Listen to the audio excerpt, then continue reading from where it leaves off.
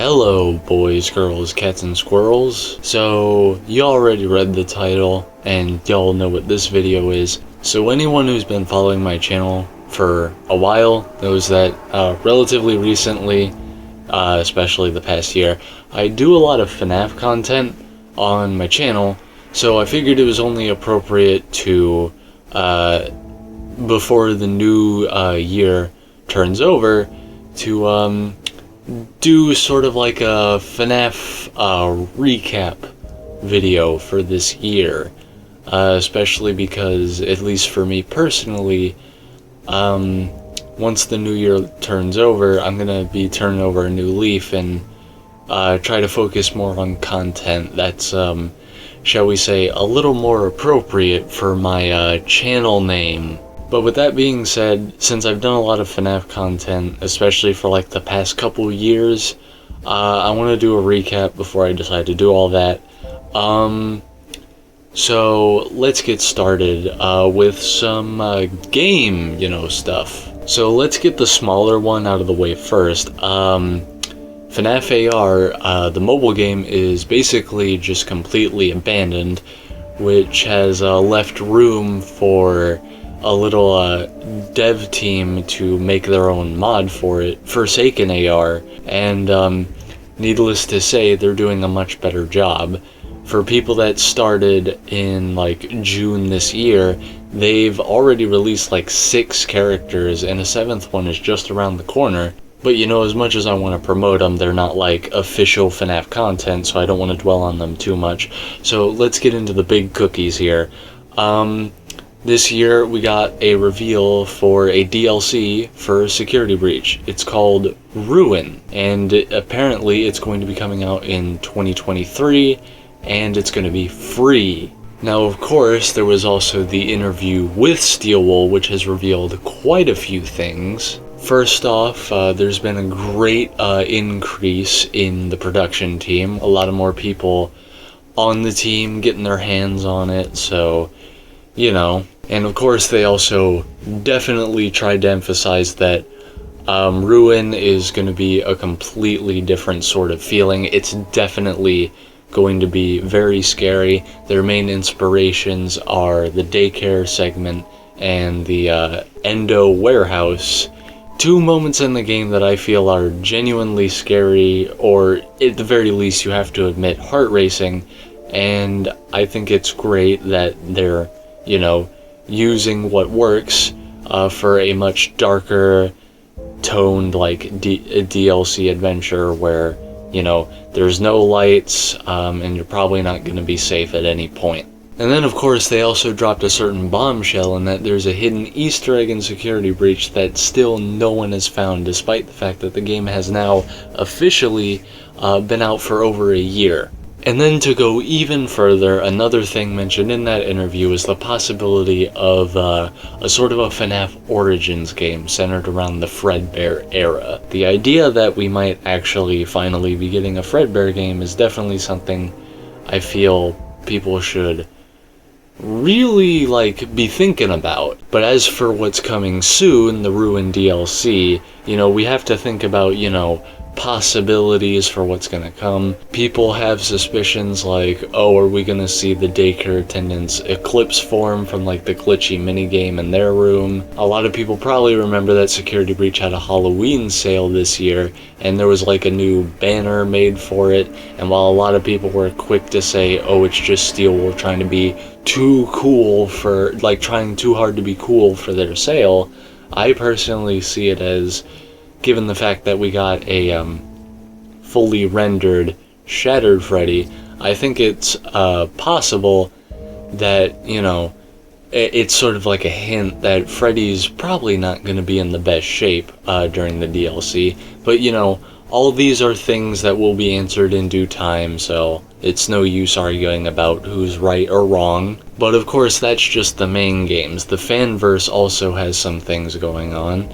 Right out the gate, I want to mention that it's now been a year since our first fanverse entry, One Night at Flumpty's 3. Now obviously the Flumpty series has sort of had a bit of a tainted name due to some let's just say poor actions by the creator and said creator had to leave the internet. And naturally, but unfortunately, this has left Flumpties as a series, just the games in general, in sort of a tainted light. I feel like we should be able to enjoy them for what they are, despite what has happened, and sort of separate them. But of course, in terms of actual releases, we did get Pop Goes Arcade, which, while it is not Pop Goes Evergreen, the fanverse entry that Kane Carter is, most known to be supposed to be working on, Kane has mentioned that his fanverse license does contain multiple games, and I am also fairly certain that he said Pop Goes Arcade is part of it, so there you go. And while it unfortunately didn't reach the widest audience, the people that it did reach tried it and, played it, did positively review it, so, as far as anyone's concerned, a pretty successful release. But of course, let's talk about what's really hot in the fanverse right now is the progress being made on FNaF Plus. We've been getting some teasers pretty much throughout the year, and they've all looked pretty damn good. Phil has said that even after he completes the game that he wants a couple months of, testing time, which is why, personally, I think that's why we haven't seen it yet, but I do think it is within that testing period. I think Phil's already in the process of, actually having completed it, but just going through it to make sure it all works right, and we could be seeing it pretty early next year, if not flat out dropped on the last day of the year, which I wouldn't know because I'm recording this beforehand and scheduling it up to go. But wrapping up the fanverse, let's move on to books. Tales from the Pizzaplex, the sequel series to Frights, has been released. 2022 has seen 4 volumes come out, which, 3 stories per, plus an epilogue in each one. The epilogue for the first volume, as a matter of fact, actually is sort of I would personally say is sort of a hint at, the origins of the Blob, but of course a lot of people probably don't know that because for some reason YouTubers aren't really covering the Tales series very, extensively, at least not from what I've seen, but maybe if they did, a lot of more people would be aware of stuff like that. But yeah, the epilogue of the first Tales volume I think is a pretty solid hint at the reasoning why the FNaF 6 pizza place was underground underneath the Pizzaplex. Up next we have another very hot topic right now, the FNaF movie, with progress finally seeming to be made on a pretty good basis. Obviously we got more plot details on the script that finally made the cut.